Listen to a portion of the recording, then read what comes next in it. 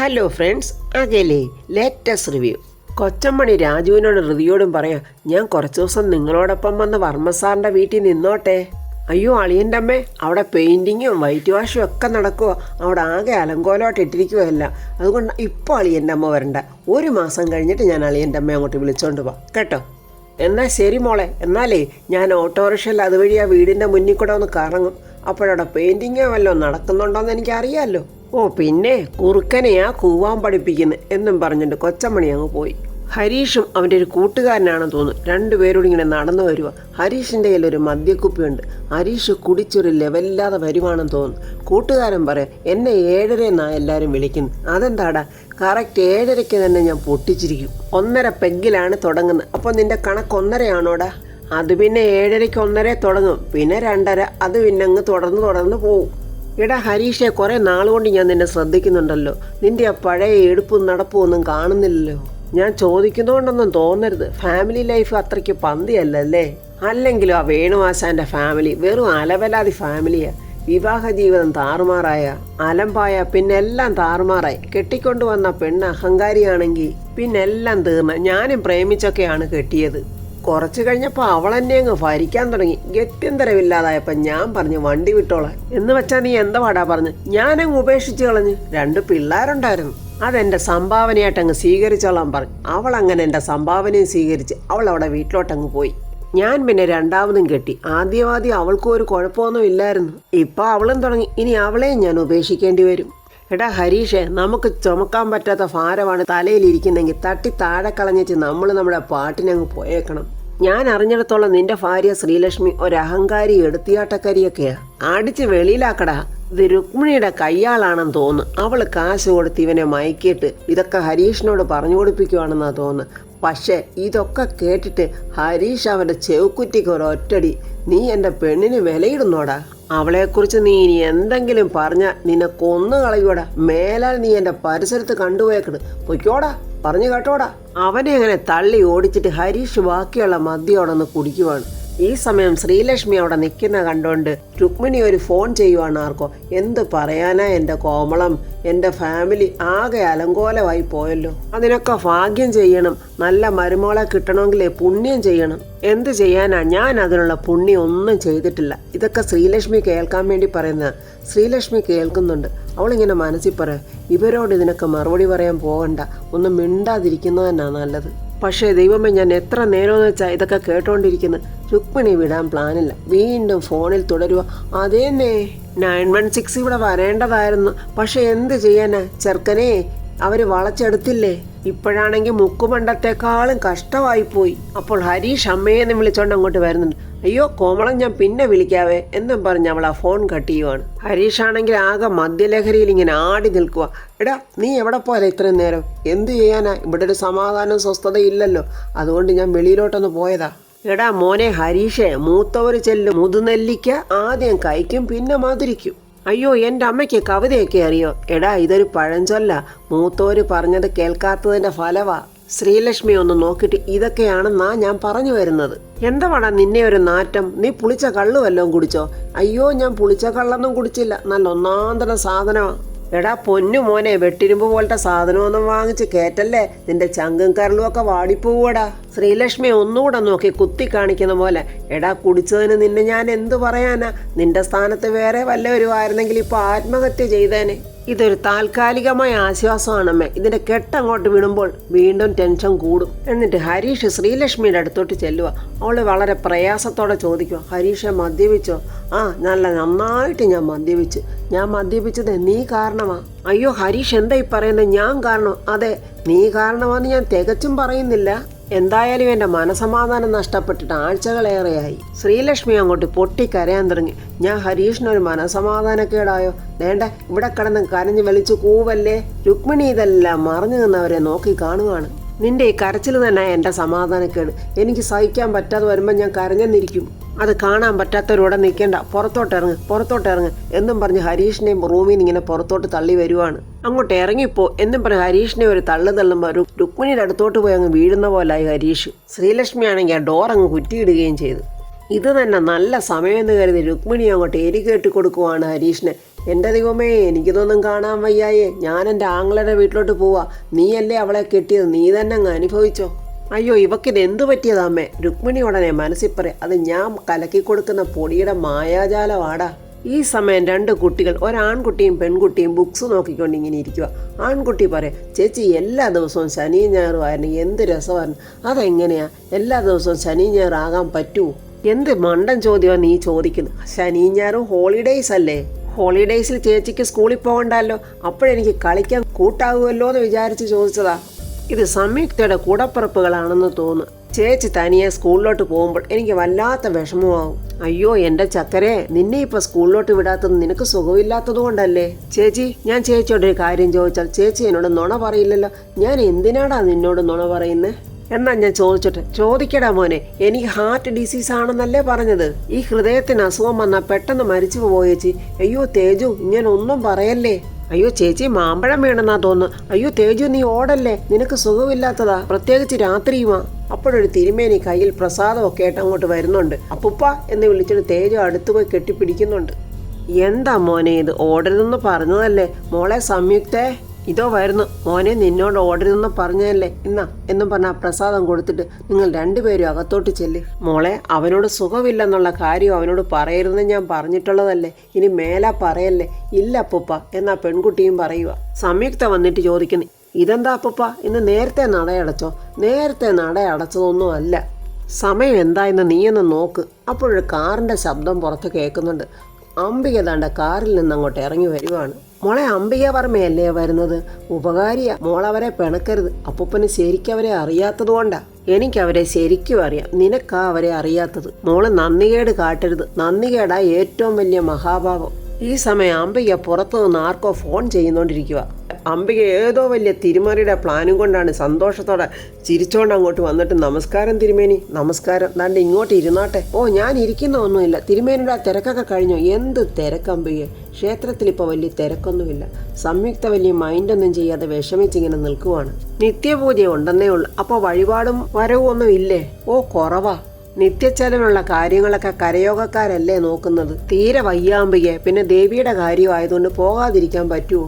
56 വർഷം കഴിഞ്ഞു ശാന്തിപ്പണി തുടങ്ങിയിട്ട്. കുളിയും ദേവാരും ഒന്നും മുടക്കിയിട്ടുമില്ല. ഗായത്രിയും മുടക്കിയിട്ടില്ല, ദേവിയുടെ ഒരു കാര്യവും മുടക്കിയിട്ടില്ല. പക്ഷെ എൻ്റെ ഗതി അതോ ഗതി. വിഷമിക്കാതെ തിരുമേനി, എല്ലാത്തിനും ഒരു മാറ്റം ഉണ്ടാകും. എന്നാൽ നിങ്ങൾ സംസാരിച്ചിരിക്കുക എന്ന് പറഞ്ഞിട്ട് തിരുമേനി അകത്തോട്ട് പോവാ. അംബിക പെട്ടെന്ന് സംയുക്തയിട്ട് പറയാം, അല്ല, ഈ വീട് ജപ്തി ചെയ്യാൻ പോവാണെന്ന് കേട്ടു. ഇല്ല, നോട്ടീസ് ഒട്ടിച്ചിട്ടേ ഉള്ളു. പിന്നെ എന്തുകൊണ്ടാണ് സംയുക്ത എന്നോടിതൊന്നും പറഞ്ഞില്ല? അംബിക ചേച്ചി കൂടുതൽ ഉപകാരങ്ങളൊക്കെ ചെയ്ത് ഞങ്ങളെ ഉപദ്രവിക്കരുത്. ഞങ്ങൾ എങ്ങനെയെങ്കിലും ജീവിച്ചോളാം. ദയവ് ചെയ്ത് ചേച്ചി ഇനി ഇങ്ങോട്ട് വരരുത്. അയ്യടാ, അംബികയുടെ മട്ടും പടുതി അങ്ങ് മാറി. അത് കൊള്ളാലോ, ഇന്നലെ വരെ നിനക്ക് ഉപകാരം ചെയ്ത ഞാനിപ്പം നിനക്ക് ശത്രുവായോ? എന്താടി ആയോടി? ചേച്ചി അങ്ങനൊന്നും പറയരുത്. കെട്ടിത്തൂങ്ങാൻ കയറെടുത്തവരാ നീയും നിന്റെ അപ്പൂപ്പനും. ആ കുഞ്ഞുങ്ങൾക്ക് വിഷം കൊടുത്തിട്ട് ചാകാനായിരുന്നു നിന്റെ ഉദ്ദേശം. അവിടുന്ന് നിന്നെയും നിന്റെ കുടുംബത്തെയും അവിടുന്ന് ഒരു കൈ പിടിച്ചുയർത്തിയത് ഈ ഞാനാ, ഈ അംബിക. അത് നീ ഇപ്പം മറന്നുപോയിരിക്കുക. ഒരു രാത്രിയിൽ എങ്ങോട്ട് പോകുന്നു എന്ന് പോലും പറയാതെ ഒരു വള്ളത്തിൽ കയറി പോയതാ നിന്റെ അച്ഛനും അമ്മയും. ആ വള്ളം പോലും ഇന്നേ വരെ തിരിച്ച് കിട്ടിയിട്ടില്ല. സംയുക്ത നിന്ന് കരയുവാണ്. അന്നു മുതൽ അവസരം കിട്ടുമ്പോഴൊക്കെ ഞാനാ നിന്നെ സഹായിക്കുന്നത്. നിന്റെ ആ ആങ്ങളയുടെ ഹാർട്ട് ഓപ്പറേഷനുള്ള പണം ഞാൻ നിനക്ക് തരാമെന്ന് പറഞ്ഞു. നിന്റെ അനുജത്തിയുടെ പഠനച്ചെലവ് ഞാൻ ഏൽക്കാവെന്നും പറഞ്ഞു. ഇതൊന്നും ചെറിയ ഉപകാരങ്ങളല്ല. നിനക്ക് 10 ഉപകാരങ്ങൾ ഞാൻ നിനക്ക് ചെയ്തു തരുമ്പോൾ നീ എനിക്ക് ഒരു ഉപകാരം മാത്രം ചെയ്തു തന്നാൽ മതി. കടലിനും ചെകുത്താൻ്റെ നടുവിൽപ്പെട്ടതുപോലെ സംയുക്ത പാവം നിന്ന് കരയുവാണ്. നീ കരയൊന്നും വേണ്ട. നീ എന്നെ തള്ളിപ്പറഞ്ഞപ്പോൾ ഞാൻ അല്പം ഇമോഷനായിപ്പോയി. അംബിക എന്നിട്ട് ബാഗ് തുറന്ന് ഒരു നോട്ട് കെട്ടെടുത്ത് സംയുക്തയുടെ നേരെ നീട്ടുക. എന്നാൽ ഇത് മേടിക്ക്. അയ്യോ, എനിക്ക് വേണ്ട. വേണം, നീ ഇത് മേടിക്കണം. ഇവിടെ കാശിന് ആവശ്യമുണ്ടെന്ന് എനിക്കറിയാം. ഒരാവശ്യം മാത്രമല്ല, ഒരു 100,000 ആവശ്യമോടെ ഉണ്ടെന്ന് എനിക്കറിയാം. ഇത് പിടിക്ക് എന്നും പറഞ്ഞ് സംയുക്തയുടെ കൈ ഇങ്ങോട്ട് പിടിച്ചു വലിച്ച് അവിടെ കയ്യിലോട്ട് ആ നോട്ട് കെട്ട് വെച്ചു കൊടുക്കുവാണ് അംബിക. ചെറിയ ഇരയിട്ട് വലിയ മീനെ പിടിക്കാനും പോവാണല്ലോ അംബിക എന്ന് സംയുക്തയ്ക്കും മനസ്സിലായി. സംയുക്തയ്ക്ക് ഞാൻ ഉപകാരം ചെയ്യും, ഒന്ന് മനസ്സിലാക്കിക്കും. ഒരു പാല വിടുന്നത് അങ്ങോട്ടും ഇങ്ങോട്ടും സഞ്ചരിക്കാന്. അത് നീയും മനസ്സിലാക്കണം. ഞാൻ ആവശ്യപ്പെടുന്നതൊക്കെ നീയും എനിക്ക് ചെയ്തു തന്നിരിക്കണം. അല്ലെങ്കിൽ നിനക്ക് ഈ അംബികയെ അറിയാമല്ലോ എന്ന് പറയുമ്പോൾ സംയുക്ത പാവം കരഞ്ഞുകൊണ്ട് തലയാട്ടുവാണ്. എന്നാ ഞാൻ പൊയ്ക്കോട്ടെ എന്നും പറഞ്ഞ് അംബിക അവിടുന്ന് പോകുന്ന വഴിയിൽ അംബിക മനസ്സിൽ പറയാം, നിന്റെ അച്ഛനും അമ്മയും പോയ വള്ളം ഏത് പുഴ വഴി കടലിലോട്ടാ പോയതെന്ന് എനിക്ക് മാത്രമേ അറിയാവൂ. പാവം കൊടും ക്രൂര ഈ അംബിക ഇവരുടെ അച്ഛനെയും അമ്മയും കൊന്നെന്നാണ് തോന്നുന്നത്. സംയുക്ത കരഞ്ഞുകൊണ്ട് പൂജാറൂമിൽ ഭഗവാന്റെ മുന്നിൽ ആ കാശുമായിട്ട് ഇങ്ങനെ നിൽക്കുവാണ്. രാജുവും മൃതിയെയും വേണുവേട്ടനും രാധമ്മയും എല്ലാം കൂടെ ശ്രീലക്ഷ്മിയുടെ പ്രശ്നപരിഹാരത്തിനായിട്ട് ക്ഷേത്രത്തിൽ വന്നിരിക്കുവാണ്. എൻ്റെ ദേവി മഹാമായേ, എൻ്റെ ശ്രീമോളെ കാത്തോണേ എന്നൊക്കെ രാധമ്മ പ്രാർത്ഥിക്കുക.